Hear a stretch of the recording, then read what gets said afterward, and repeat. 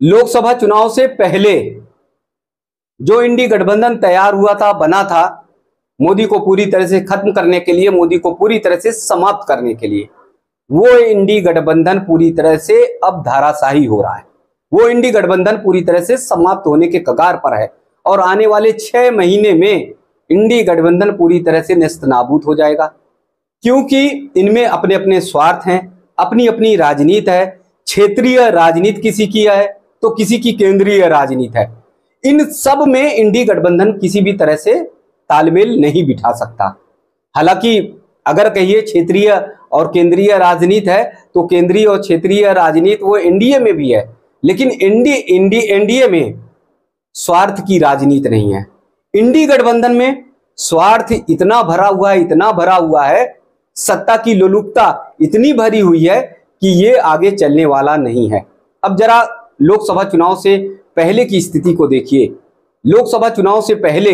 इंडी गठबंधन में कितनी धार नजर आती थी, कैसे बड़े बड़े दिग्गज नेता, चाहे अरविंद केजरीवाल हों, चाहे फिर उद्धव ठाकरे हों, या फिर सोनिया गांधी हों, सुनीता केजरीवाल हों, तमाम ऐसे नेता इंडी गठबंधन के मंचों पर नजर आते थे और जोरदार तरीके से आवाज बुलंद करते थे कि लोकसभा चुनाव में पूरी तरह से मोदी को अब मिटाना है, मोदी की सियासत को खत्म करना है, किसी भी सूरत में मोदी को नहीं लाना है, यानी लाने से रोकना है। अब आप देखिए लोकसभा चुनाव के बाद, यानी 4 जून के बाद, ये इंडी गठबंधन कितनी बार एकजुट हो पाया, कितनी बार एक मंच पर आया, ये इंडी गठबंधन कितनी बार एक साथ खड़े होकर चुनाव लड़ते हुए नजर आया, ये भी देखना गौर है। अब आप तत्कालीन चुनाव के समय देखिए कि हरियाणा में, जम्मू कश्मीर में चुनाव है, ऐसे में हरियाणा के चुनाव को जरा ले। इंडी गठबंधन में सबसे महत्वपूर्ण अगर प्रमुख कोई दल है तो कांग्रेस, जिनके 99 सांसद हैं और वो मजबूत संगठन के रूप में, यानी राहुल गांधी एक बार कहा जाए वो लीड करते हुए नजर आते हैं। और इंडी गठबंधन में अगर कहा जाए दिमागदार कोई है तो दिमागदार में आम आदमी पार्टी के नेता, आम आदमी पार्टी है।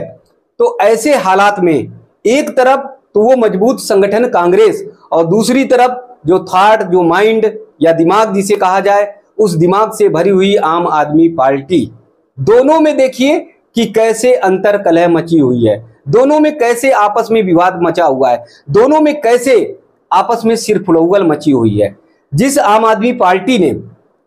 और कांग्रेस ने लोकसभा चुनाव दिल्ली में साथ साथ लड़ा, वही आम आदमी पार्टी और कांग्रेस हरियाणा में, यानी दिल्ली से थोड़े से नजदीक, दिल्ली से सटे हुए हरियाणा प्रांत में 2 कदम भी नहीं चल पाई। यानी आम आदमी पार्टी ने अपना अलग रास्ता तय कर लिया और कांग्रेस ने अलग रास्ता तय कर लिया। अब हालात क्या हो रहे हैं, अब स्थिति क्या हो रही है, आप जरा समझिए। आम आदमी पार्टी जहां उसने अपने अलग प्रत्याशी खड़े किए हैं तो कांग्रेस ने अपने अलग प्रत्याशी खड़े किए हैं। कांग्रेस के नेताओं को यह कहना पड़ रहा है कि कांग्रेस की सत्ता हरियाणा में आ रही है, कांग्रेस का मुख्यमंत्री हरियाणा में बन सकता है, लेकिन आम आदमी पार्टी को थोड़ा परहेज करना पड़ेगा, आम आदमी पार्टी के नेताओं को थोड़ा रुकना पड़ेगा। और ये कहते हुए कांग्रेस के नेता नजर आ रहे हैं कि अगर आम आदमी पार्टी मजबूती से चुनाव लड़ती है, आम आदमी पार्टी के नेता मजबूती से चुनाव लड़ते हैं, तो फिर भाजपा को आने से कोई रोक नहीं सकता। यानी भाजपा फिर सत्ता में आ जाएगी और हरियाणा में फिर भाजपा का मुख्यमंत्री होगा। अर्थात हरियाणा में आम आदमी पार्टी और कांग्रेस में जबरदस्त ठनी हुई है। एक तरफ आम आदमी पार्टी अपना वजूद बनाने के लिए हरियाणा में पूरी तरह से हरियाणा की सियासत में कूद गई है, तो दूसरी तरफ कांग्रेस आम आदमी पार्टी को पूरी तरह से धूल चटाना चाहती है, रोकना चाहती है कि कम से कम उसकी स्थिति मजबूत हो सके, यानी हरियाणा में सत्ता में आ जाए। तो सबसे बड़ा डर अगर कांग्रेस को हरियाणा में किसी से है,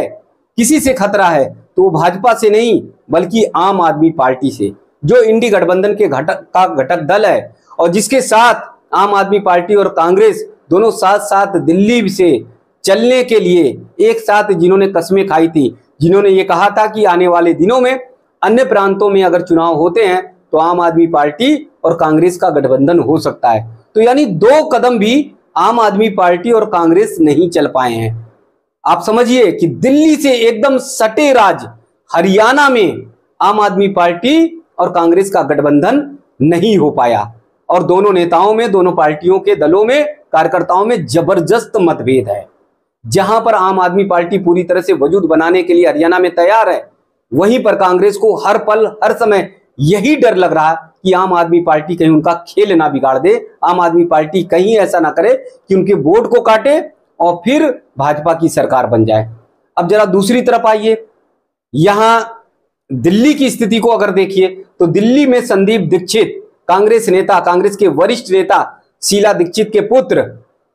संदीप दीक्षित जबरदस्त तरीके से आम आदमी पार्टी पर हमलावर हैं। वो खुलकर आम आदमी पार्टी के खिलाफ बोलते हुए नजर आ रहे हैं, वो खुलकर आम आदमी पार्टी को चुनौती दे रहे हैं और आम आदमी पार्टी के नेताओं को, अरविंद केजरीवाल समेत मनीष सिसोदिया, संजय सिंह, सभी को ये कह रहे हैं कि ये प्राइवेट कंपनी है, ये कब देश को बर्बाद कर दे, ये कब दिल्ली को बर्बाद कर दे, कुछ कहा नहीं जा सकता।